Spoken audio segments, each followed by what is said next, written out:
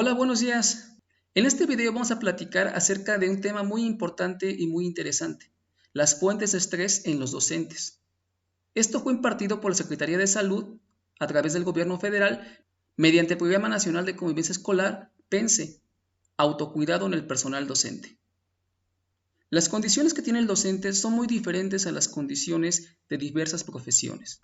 El docente tiene relaciones humanas, interactúa con alumnos, con colegas, con autoridades educativas, por lo cual genera conflicto, ya que en las escuelas se manejan diferentes situaciones por las diversas realidades que viven nuestros alumnos. Y al ser situaciones académicas, personales, familiares, que repercuten en la educación de cada uno de los estudiantes, es particularidad del docente intervenir. Esto para mejorar los procesos educativos y que los estudiantes puedan adquirir sus aprendizajes.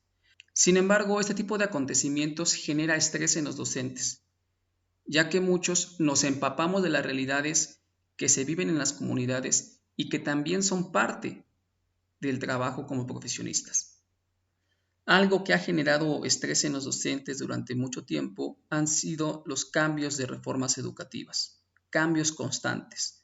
Haciendo un recuento histórico, a partir de 1993 con el gobierno de Carlos Salinas de Gortari Saliente y el gobierno de Ernesto Zedillo, se llevó a cabo el Acuerdo para la Modernización de la Educación Básica, esto con el objetivo de elevar la calidad educativa. Posteriormente vienen los cambios en 2004 con la reforma educativa preescolar, en 2006 con la reforma educativa de secundaria y en el 2011 con el gobierno de alternancia de Felipe Calderón se implementa la reforma integral de la educación básica. En 2017 entra en vigor el nuevo modelo educativo con Peña Nieto y 2019 comienza la nueva escuela mexicana con Andrés Manuel López Obrador. Como puedes analizar, en un periodo corto de 27 años se han llevado diversas reformas educativas, lo cual ha provocado que ninguna de las anteriores tenga un sustento que deje huella en el sistema educativo mexicano. El docente se ha tenido que actualizar en cada una de estas reformas, se ha tenido que adaptar a los procesos y a las nuevas estrategias como lo marcan los acuerdos, como lo marcan los programas educativos. El cambio constante de las reformas educativas son fuente de estrés para los docentes, pero también repercuten en los alumnos. Actualmente tenemos alumnos que han pasado por 4 reformas o 3 reformas educativas diversas, desde su entrada preescolar hasta su salida de nivel secundario, por lo cual esto hace que los aprendizajes o los planteamientos de los perfiles de egreso no se lleven a cabo como se debiera, de acuerdo a los cambios constantes en cada una de estas reformas y los programas educativos de cada una de ellas. El sistema educativo ha tenido muchas carencias en la infraestructura del sistema escolar, en los recursos que manejan las escuelas, pero con esta educación a distancia por la contingencia sanitaria, estas carencias han surgido más y han sido más notorias. Se vio que el sistema educativo nacional no estaba preparado, los docentes no estábamos preparados para asumir la educación a distancia.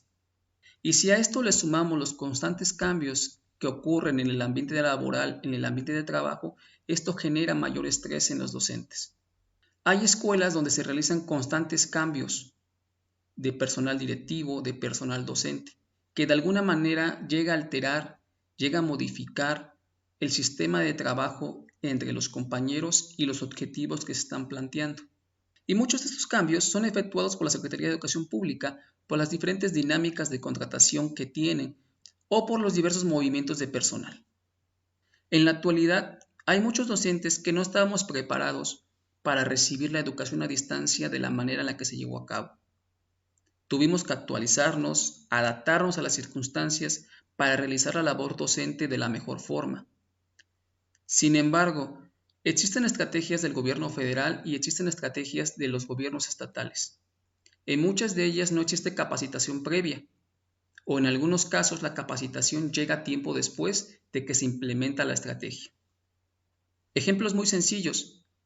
Independientemente de la aplicación de la estrategia de Aprende en Casa, muchos estados están llevando estrategias paralelas para la educación a distancia.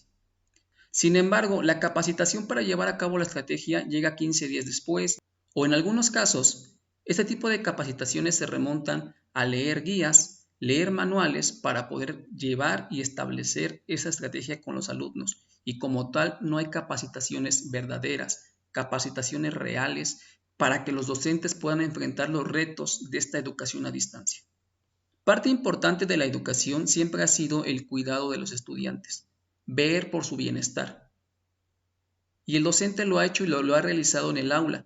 Sin embargo, en esta educación a distancia, el estrés se genera cuando el docente, además de la situación didáctica pedagógica, tiene que ver por el bienestar, interactuar, buscar la manera de comunicarse, buscar la manera de saber la situación que está viviendo el estudiante durante esta contingencia, durante este tipo de educación a distancia sincrónica o asincrónica.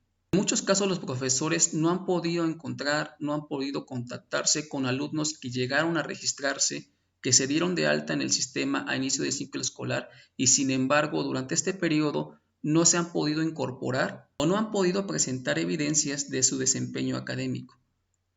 Si nos damos una parte más personal y una parte más específica, vamos a encontrar que el estrés también se genera en los docentes por el comportamiento disruptivo de algunos estudiantes. Pero, ¿qué es este tipo de comportamiento? Este comportamiento es el que presenta un alumno con actitudes negativas, que a veces son desafiantes o hostiles hacia sus compañeros o incluso hasta el mismo docente. Este tipo de conductas no son adecuadas e imposibilitan la marcha de las actividades naturales educativas que se plantean en el aula. Generalmente, como docentes, conocemos situaciones de alumnos, de estudiantes que presentan ese tipo de comportamientos.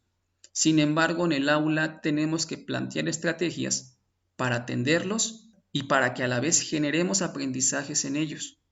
En esta educación a distancia, aún seguimos contando con alumnos con conductas inapropiadas. Es muy cierto que tenemos alumnos que por sus carencias sociales, carencias económicas, la cultura familiar, no pueden conectarse a distancia o no pueden llevar la educación en este distanciamiento social como se debiera.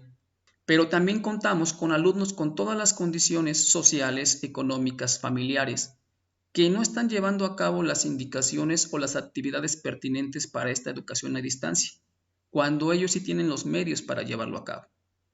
Esto también es un comportamiento disruptivo que genera estrés en el docente, ya que el alumno tiene negativa hacia las actividades que se plantean en la asignatura o que se plantean para el nivel educativo.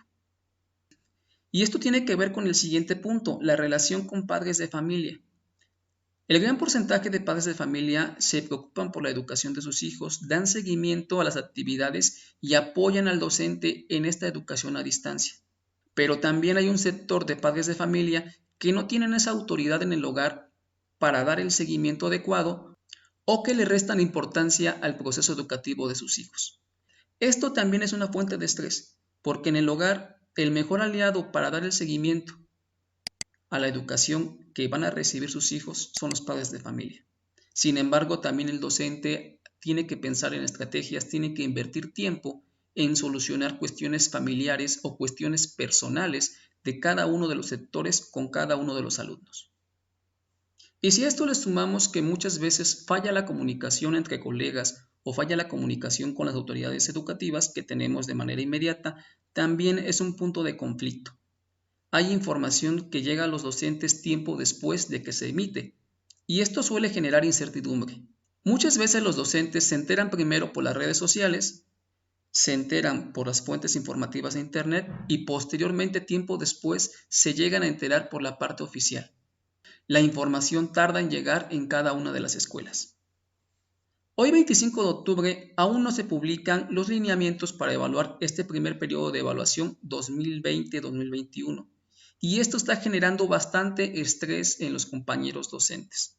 El no saber de qué manera se va a evaluar a los alumnos genera estrés, ya que estamos preocupados por saber cuál va a ser el lineamiento, cuál va a ser la norma que vamos a seguir, o si vamos a recuperar los lineamientos que se establecieron en el periodo del ciclo escolar anterior, donde a muchos alumnos se les dio la oportunidad de acreditar las asignaturas, aunque no hayan entregado ninguna de las actividades, esto por las condiciones sociales, culturales y económicas de las familias que no pudieron tener acceso a la educación a distancia.